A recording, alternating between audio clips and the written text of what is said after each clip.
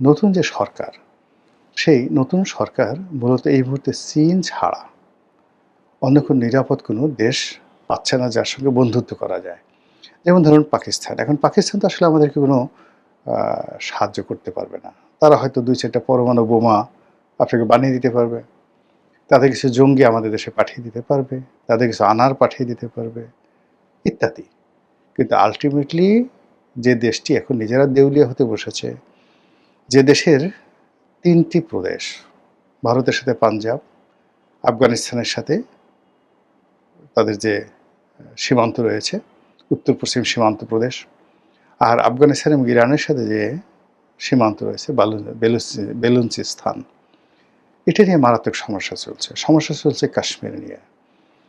তারপর তাদের যে ফাইন্যান্সিয়াল অবস্থা, এটা বলার মতো নয়। তো সেখানে বাংলাদেশে আসলে তারা কী করবে? কিচ্ছু করার নেই। আমরা শুধুমাত্র নিজেদের আবেগের বশে পাকিস্তানের চাঁদতারা দিয়ে পাকিস্তানকে নিয়ে গল্প কবিতা সারা জাহাঁসে আচ্ছা, পাকিস্তান হামারা, মানে হিন্দুস্তানের ভারতের যে জাতীয় সঙ্গীত আল্লামা ইকবালের, সেটার মতো করে আমরা সেই পাকিস্তানের পক্ষে গান গাইতে পারি, কিন্তু আসলে সেইটা আমাদের কিছুই করতে পারবে না।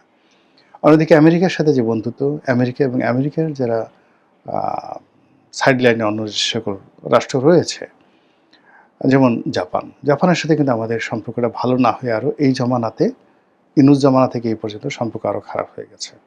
জাপান যে সকল প্রজেক্টে টাকা দিয়েছিল, জাইকা, বিশেষ করে এই যে মেট্রো রেলে তারা যে টাকা দিয়েছে, এটা নিয়ে বিভিন্ন সময় নানা রকম অপপ্রচার এবং সরকার নানা রকম কথাবার্তা বলার কারণে জাপান বেঁকে বসেছে। তারা এখন মেট্রো রেলে টাকা দিতে চাচ্ছে না। এদিকে আমাদের যে সেই জাপানি অর্থায়নে যেটা হয়েছে, বিমানবন্দরের 3rd টার্মিনাল, সেই 3rd টার্মিনাল নিয়ে নানা রকম অপপ্রচার করার ফলে জাপান এখানে বিক্ষুব্ধ হয়ে গেছে। জাপানের সাথে আমাদের আসলে সেই সম্পর্কটা এখন আর আগের মতো নেই। এই গেল ধরেন জাপানের অবস্থা। এরপরে যদি আপনি সৌদি আরবের কথা চিন্তা করেন। এখন সৌদি আরবের সাথে আমরা রাতারাতি কিন্তু কোনো বন্ধুত্ব তৈরি করতে পারছি না। কোনো অবস্থাতেই বন্ধুত্ব তৈরি করতে পারছি না।